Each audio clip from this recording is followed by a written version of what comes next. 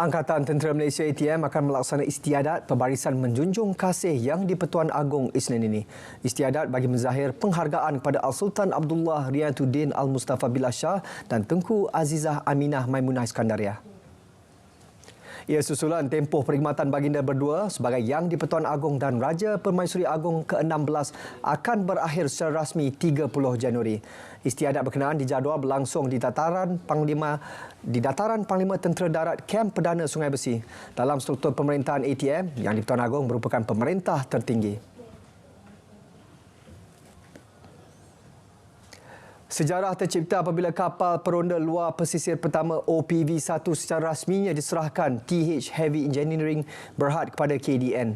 Agensi Penguatkuasaan Maritim Malaysia memaksimumkan penggunaan OPV-1 untuk laksana tugas penguatkuasaan dan cari lamat lebih efisien.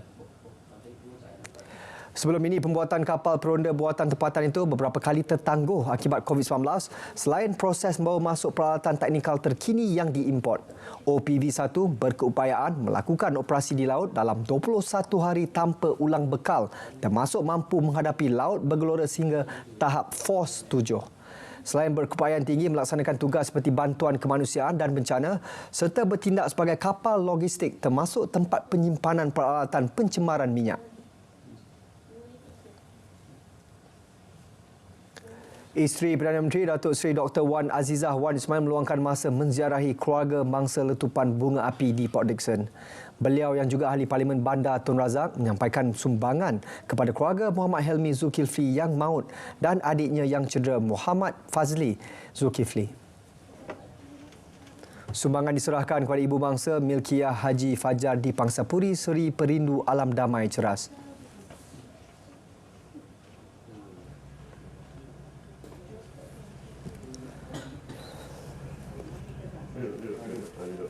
Okey, tengok watuk. Kebetulan dia adalah part-time worker, kerja sambilan. Dia dengan adik dia memang terkena melecur sebab apa yang berlaku.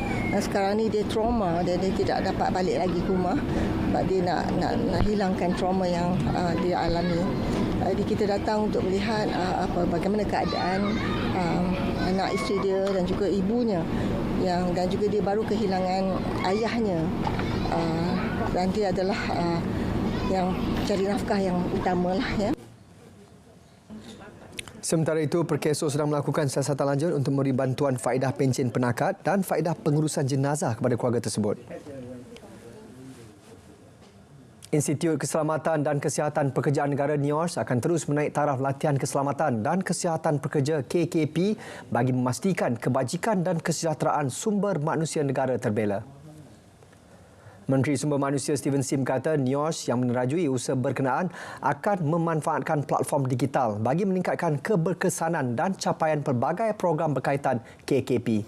Langkah berkenaan seiring dengan hasrat kerajaan meningkatkan perlindungan pekerja melalui penguatkuasaan Akta Keselamatan dan Kesihatan Pekerjaan dalam kurungan pindaan 2022. Beliau juga bertekad menyegerakan penguatkuasaan akta berkenaan berikutan semakin banyak kes melibatkan bencana kerja yang meragut nyawa. Steven Sim menyatakannya ketika melakukan lawatan rasmi pertamanya ke ibu pejabat NIORS di Bangi. Kadar jangka pendek antara bank diunjur kekal stabil hari ini. Ia berikutan operasi Bank Negara Malaysia BNM untuk menyerap lebih mudah tunai daripada sistem kewangan. Mudah tunai dianggar RM43.93 bilion dalam sistem konvensional dan RM33.92 bilion dalam dana Islam. Bank pusat ini akan jalankan 2 tender pasaran wang konvensional. Ia terdiri daripada tender RM1 bilion selama 7 hari dan tender RM500 bilion 14 hari. Turut dikendali tender berbalik RM1 bilion selama 91 hari dan RM2.5 bilion bil Islam antara bank PNM selama 31 hari.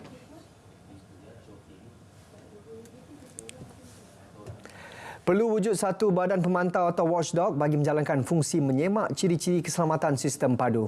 Ini bertujuan mengelakkan sebarang kebocoran data. Penganalisis ekonomi Profesor Madya Dr. Aimi Zulhazmi Abdul Rashid berpendapat padu memerlukan tahap sekuriti terkini selari ancaman cyber yang semakin kompleks.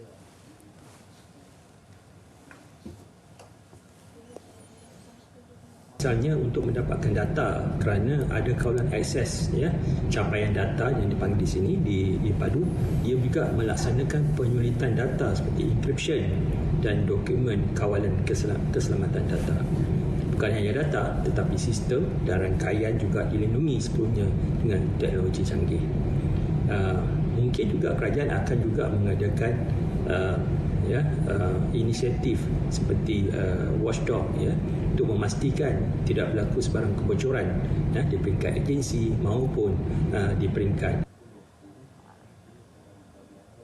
Langkah pemantauan itu juga bakal menyuntik keyakinan rakyat untuk berkongsi input menerusi padu demi pelaksanaan inisiatif rakyat yang efektif merentas pelbagai agensi.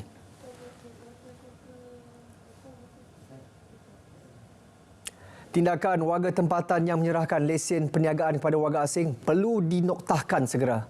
Pakar ekonomi dari UUM, Profesor Madya Dr. Shazida Jan Muhammad Khan menegaskan amalan Alibaba itu mengancam pertumbuhan ekonomi negara. Jalan mudah mengaut keuntungan yang dibuat pihak tidak bertanggungjawab itu memberi impak jangka panjang kepada pendapatan negara. Kita lihat ini adalah jalan mudah untuk peniaga mencari pendapatan, tapi sebenarnya dari segi jangka masa pendek maupun jangka masa panjang ini merugikan kita sebab kita membenarkan ekonomi kita berjalan tetapi bukan menjadi hak kita, sebab dia bukan sahaja menyebabkan pengaliran keluar wang hasil daripada perniagaan ini, dia juga menimbulkan rasa ketidakselesaan, isu gangguan dari segi pertumbuhan ekonomi, penyelewengan dana awam.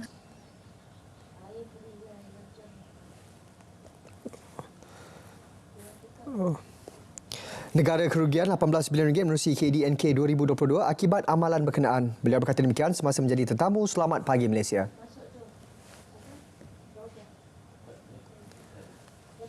Seperti